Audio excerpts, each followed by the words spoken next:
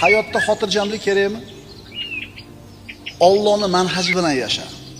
Odamlar mana shu xotirjamlikni istab, xotirjamlik faqatgina boylikda, xotirjamlik faqatgina dunyo matohi qo'limizda ko'p bo'lishida degan falsafa bilan yashaydi-da, hayotini pul topish yo'liga sarflab qo'ygan. Hayotdagi bitta maqsadi pul topish. Bunaqa odamlarning nazarida pul bo'ldimi, demak muammo yo'q bo'ladi deb o'ylaydi. Lekin bu noto'g'ri tushuncha. Endi Alloh kimni taqdiriga boy bo'ladi deb yozgan, kimga kambag'al. Buni biz bilmaymiz.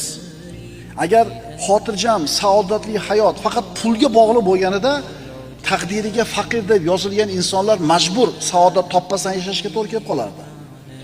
Lekin saodat, xotirjamlik pulda emas. Pulni qanchaligida ham emas. Allohning manhajiga amal qilishlikda.